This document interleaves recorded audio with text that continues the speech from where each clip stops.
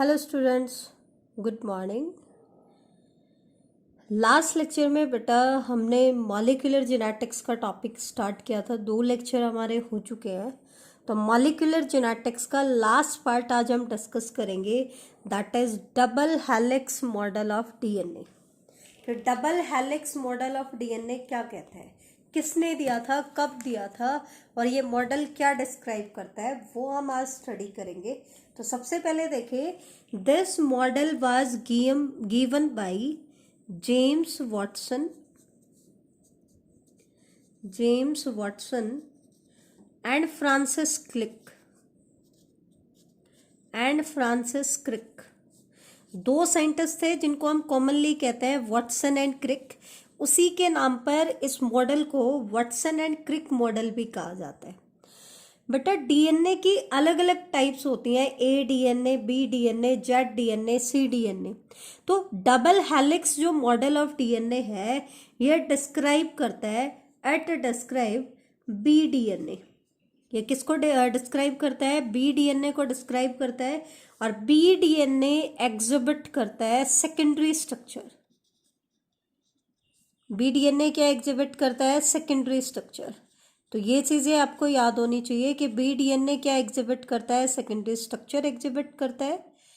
बेटा ये मॉडल कब दिया गया था? ये मॉडल दिया गया था 1953 में। तो ये चीज इंपॉर्टेंट है, ये चीज आपको ध्यान रखनी है। क्या कि double helix model of DNA किसने दिया था? James Watson and Francis Crick. उसी के नाम पे इस मॉडल को वाटसन एंड क्रिक मॉडल भी कहा जाता है। ये मॉडल कब आया? 1953 में आया। और इस मॉडल में उन्होंने बी डीएनए की सेकेंडरी स्ट्रक्चर को डिस्क्राइब किया है।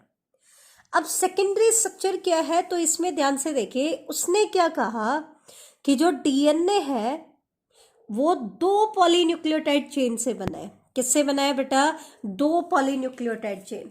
और ये जो पॉलीन्यूक्लियोटाइड चेन है ये एंटी पैरेलल है। कैसी है? Anti parallel.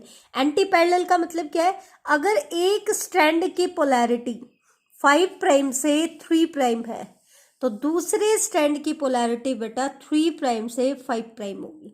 डबल स्ट्रैंडेड है, इसीलिए इसको हम क्या कह रहे हैं? Double helix model of DNA. Double stranded DNA है तो 2 पॉलीन्यूक्लियोटाइड चेन इसके अंदर है। एक की पोलैरिटी 5 प्राइम टू 3 प्राइम है और दूसरे की पोलैरिटी 3 प्राइम टू 5 प्राइम है। मतलब एंटी पैरेलल है, पैरेलल ही रन करते हैं लेकिन पोलैरिटी अपोजिट है। दूसरा क्या है? ये जो 2 स्ट्रैंड है ये राइट हैंडेड फैशन में क्वेल कर जाते हैं। बेटा 2 तरह की क्वेलिंग होती है, एक तो लेफ्ट हैंडेड फैशन में, एक राइट हैंडेड फैशन में। तो जो डीएनए का डबल हेलिक्स मॉडल है, इसमें जो डीएनए की स्ट्रक्चर डिस्क्राइब कर रही है वो राइट हैंडेड फैशन में क्वेल करता है। किसमें क्वेल करता है? राइट हैंडेड फैशन में। इन 2 पॉलीन्यूक्लियोटाइड चेन की अगर हम बात करें तो हम पॉलीन्यूक्लियोटाइड की स्ट्रक्चर पहले भी बता चुके हैं। पॉलीन्यूक्लियोटाइड चेन किससे बनी है? न्यूक्लियोटाइड, मल्टीपल न्यूक्लियोटाइड्स के आपस में अटैच होने से बनी है। तो देखें, जैसे ये एक आपका न्यूक्लियोटाइड है, ये एक न्यूक्लियोटाइड है, ये दूसरा न्यूक्लियोटाइड है, ऐसे ही ये एक पूरी चेन बन जाती है। सिमिलरली इधर आपका ये एक न्यूक्लियोटाइड बनता है, ठीक है। और ऐसे ही और भी यूनिट क्या हो जाती हैं बेटा? रिपीट हो जाती हैं।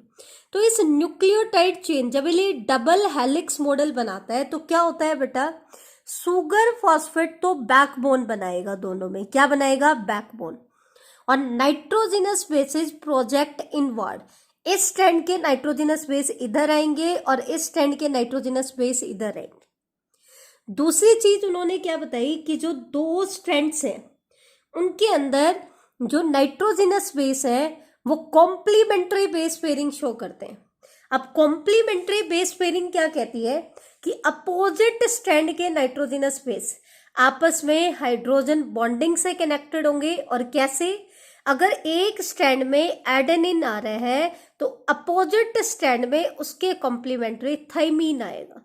एडेनिन के कॉम्प्लीमेंट्री क्या होता है? थाइमीन। एंड वाइस वर्सा, मतलब अगर थाइमीन आता है तो इधर क्या आएगा? एडेनिन। और एडेनिन और थाइमिन के बीच में डबल हाइड्रोजन बॉन्ड होता है। क्या होता है? डबल हाइड्रोजन बॉन्ड होता है। ये क्या है? हाइड्रोजन बॉन्ड है। ठीक है। अपोजिट स्ट्रैंड के नाइट्रोजनस बेस आपस में किससे कनेक्टेड होते हैं? हाइड्रोजन बॉन्डिंग से कनेक्टेड होते हैं, वो भी किसके अकॉर्डिंग? कॉम्प्लीमेंट्री रूल के अकॉर्डिंग। कॉम्प्लीमेंट्री रूल बेटा अरविंद चरगाफ ने दिया था, और ये जो वॉटसन एंड क्रिक का मॉडल है ये कॉम्प्लीमेंट्री रूल के ऊपर ही बेस्ड है। ठीक है, तो एडेनिन के कॉम्प्लीमेंट्री थाइमीन होता है, या हम कहते हैं थाइमीन के कॉम्प्लीमेंट्री क्या होता है? एडेनिन। सिमिलरली ग्वानिन के कॉम्प्लीमेंट्री साइटोसाइन होता है, और साइटोसाइन के कॉम्प्लीमेंट्री क्या होता है? ग्वानिन। लेकिन जी और सी के बीच में ट्रिपल हाइड्रोजन बॉन्ड होते हैं। 80 बेस पेयर जो होता है भाई, एक स्ट्रैंड का एक न्यूक्लियोटाइड जब अपोजिट स्ट्रैंड के न्यूक्लियोटाइड से हाइड्रोजन बॉन्ड से कनेक्ट हो जाता है तो इसको हम कहते हैं बेटा बेस पेयर। अब ये क्या बन जाएगा? एक बेस पेयर बन जाएगा। क्या बन जाएगा बेटा? बेस पेयर बन जाएगा। ध्यान से देखना, जब ये दोनों आपस में हाइड्रोजन बॉन्डिंग से कनेक्ट हो जाते तो इन दोनों को मिलाकर के हम क्या कहेंगे? एक बेस पेयर बोलेंगे। इनको सिंगल सिंगल तो हम न्यूक्लियोटाइड बोल रहे थे, लेकिन अपोजिट स्ट्रैंड के न्यूक्लियोटाइड कॉम्प्लीमेंट्री रूल के अकॉर्डिंग हाइड्रोजन बॉन्डिंग से अटैच हो जाते हैं। अब इन दोनों को मिलाकर के हम क्या बोलेंगे? बेस पेयर बोलेंगे। क्या बोलेंगे? Base pair. कभी भी एक ही चेन के दो न्यूक्लियोटाइड को हम बेस पेयर नहीं कहते हैं, वो डाई न्यूक्लियोटाइड होता है। कॉम्प्लीमेंट्री स्ट्रैंड जो न्यूक्लियोटाइड आपस में हाइड्रोजन बॉन्डिंग से कनेक्टेड होते हैं उनको मिलाकर के क्या बनता है? एक बेस पेयर बनता है।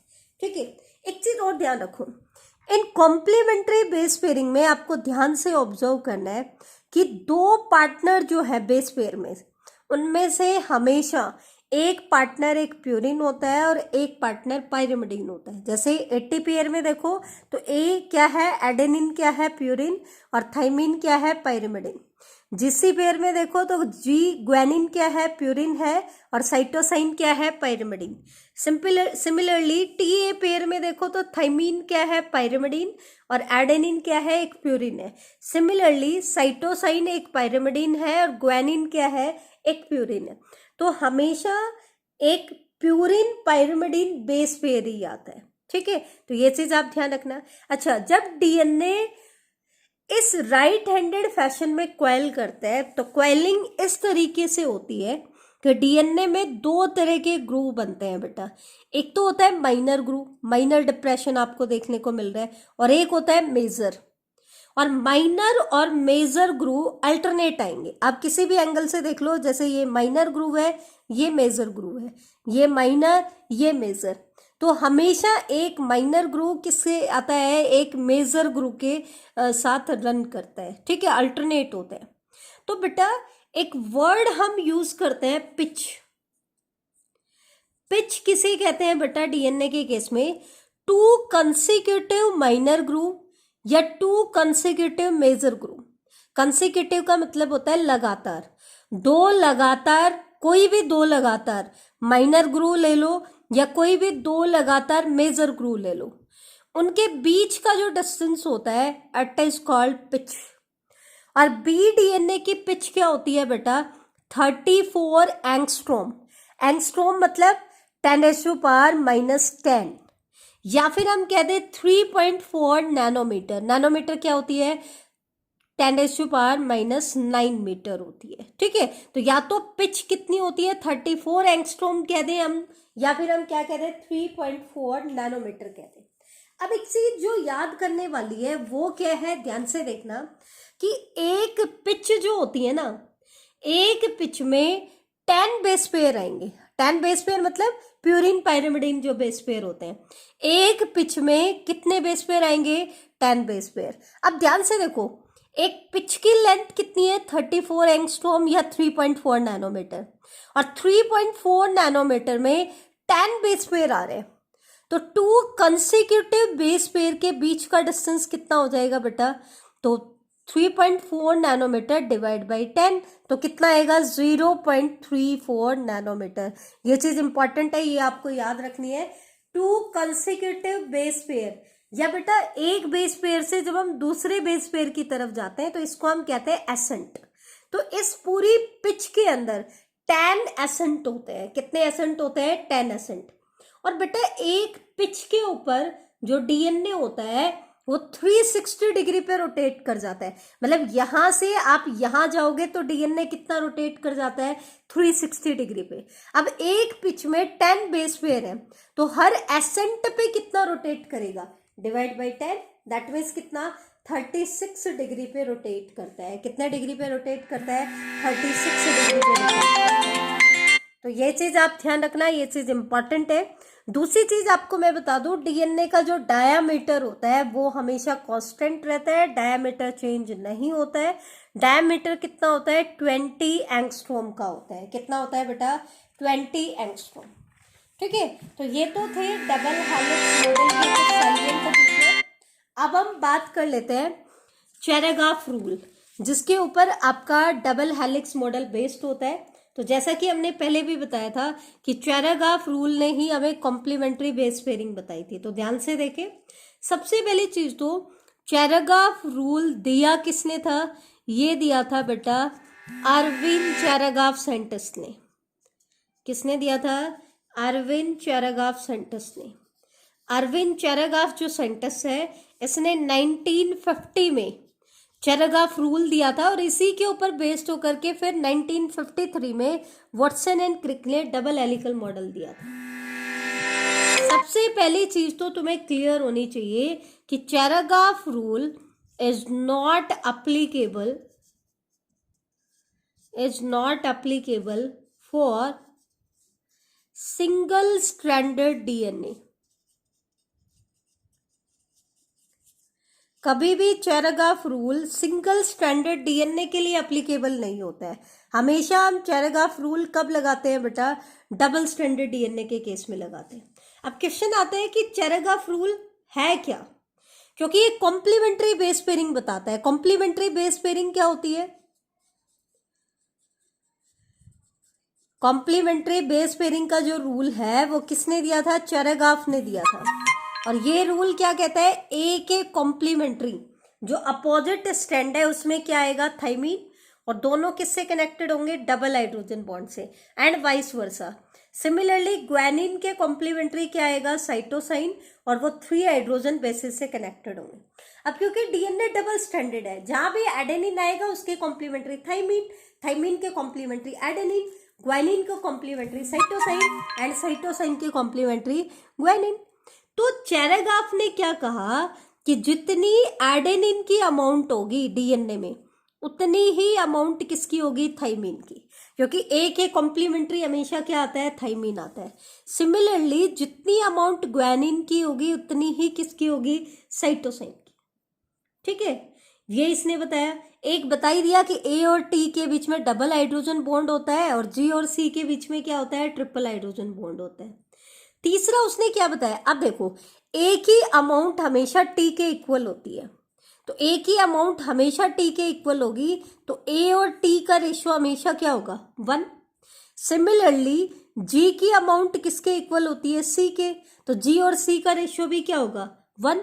तो इसने क्या रूल दिया, ये सबसे इंपॉर्टेंट रूल है कि एडेनिन और थाइमीन का जो रेशियो है वो हमेशा इक्वल होगा किसके, ग्वानिन एंड साइटोसाइन के। अच्छा, एक चीज और, हमने बेस पेयर में क्या नोटिस किया कि बेस पेयर में हमेशा एक पार्टनर प्यूरिन होता है और एक पार्टनर क्या होता है, पाइरिमिडीन होता है। अब जब चाहे पहले वाले स्ट्रैंड में प्यूरिन है तो दूसरे में पाइरिमिडीन हो जाएगा, पहले वाले में पाइरिमिडीन है तो दूसरे में क्या हो जाएगा, प्यूरिन। तो हमेशा एक प्यूरिन पाइरिमिडीन बेस पेयर होता है, तो हमेशा प्यूरिन की जितनी अमाउंट होगी उतनी ही अमाउंट किसकी होगी, पाइरिमिडीन की। अब अगर हम डीएनए की बात करें तो डीएनए में 2 प्यूरिन है, एडेनिन एंड ग्वानिन, और डीएनए में 2 पाइरिमिडीन है, थाइमीन एंड साइटोसाइन। ठीक है, तो एडेनिन और ग्वानिन का सम हमेशा किसके इक्वल होगा, थाइमीन एंड साइटोसाइन के सम के इक्वल होगा। तीसरी चीज क्या है भाई, डीएनए किससे बना है, पॉलीन्यूक्लियोटाइड चेन से बना है, और एक न्यूक्लियोटाइड में एक सुगर है, एक नाइट्रोजनस बेस है और एक फॉस्फेट है, यही है ना बेटा। तो अगर हमें सुगर की अमाउंट पता हो तो हम किसकी अमाउंट पता लगा सकते हैं, फॉस्फेट की। तो ये तो है चेरेगाफ रूल। अब हम इनसे रिलेटेड कुछ क्वेश्चंस कर लेते हैं, इसे ध्यान से देखना। उसके लिए मैं आपको एक चीज और बता देती हूँ। अगर हमसे कोई पूछे कि what is the length of DNA, DNA की लेंथ क्या है, तो लेंथ ऑफ डीएनए निकालने का एक फॉर्मूला होता है क्या, distance between two consecutive base pair, दो लगातार बेस पेयर के बीच का distance, multiplied by total number of base pair, कि उसके अंदर टोटल बेस पेयर कितने हैं और दो लगातार बेस पेयर का डिस्टेंस कितना है। अगर हम दोनों को हम मल्टीप्लाई कर दे तो हमारे पास क्या आ जाएगी, लेंथ ऑफ डीएनए। तो इसको हम यूटिलाइज कर लेते हैं। तो देखो कुछ क्वेश्चंस की हम स्टडी कर लेते हैं। पहला क्वेश्चन है, what is the length of E coli DNA provided that total number of base pair in E coli DNA is 4.6 into 10⁻6 base pair. तो हमें क्या निकालनी है, लेंथ ऑफ डीएनए निकालनी है। तो लेंथ ऑफ डीएनए कैसे निकाले बेटा, total number of base pair multiplied by distance between two consecutive base pair. तो total number of base pair E coli में दिए हैं कितने हैं, 4.6 इंटू 10⁻6 बेस पेयर, और distance between two consecutive base pair हमें पता है 0.34 नैनोमीटर, दैट मीन्स 10⁻⁻9 मीटर। अगर हम इसको सोल्व करेंगे तो ये आएगी बेटा 1.56 मिलीमीटर, या हम कह दें 0.00156 मीटर। ठीक है, तो ध्यान रखना मिलीमीटर में हमने निकाला है, तो ये आपकी लेंथ आंसर आ जाएगा।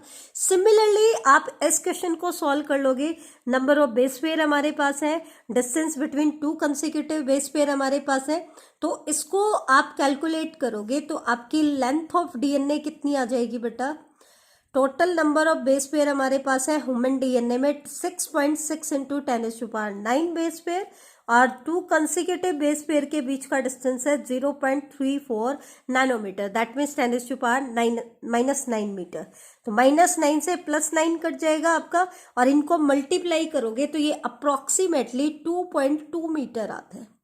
तो इस तरीके के भी क्वेश्चन आपके आ सकते हैं, या फिर एक और चैराग्राफ रूल के ऊपर क्वेश्चन आ सकता है। क्या क्वेश्चन है, if a double stranded DNA has 20% of cytosine, C level बताया कितना है 20%, तो एडेनिन की अमाउंट पूछिए। तो चैराग्राफ रूल में हमने क्या पढ़ा, जितनी साइटोसाइन की अमाउंट होगी उतनी ही किसकी होगी, ग्वानिन की। तो ग्वानिन की कितनी आ गई 20%। अब सी प्लस जी कितना हो गया 40%, तो ए प्लस टी कितना आएगा 60%। अब ए की जितनी अमाउंट होगी उतनी ही टी की होगी, तो ए की कितनी अमाउंट आ जाएगी 60% डिवाइड बाई 2, दैट इज 30%। तो ये आपका आंसर हो गया। ये है हमारा आज का लेक्चर बेटा। तो ये आपका मॉलिक्यूलर जेनेटिक्स का पार्ट कंप्लीट हो जाता है। नेक्स्ट लेक्चर में हम मेंडेलियन जेनेटिक्स को स्टार्ट करेंगे। थैंक यू बेटा।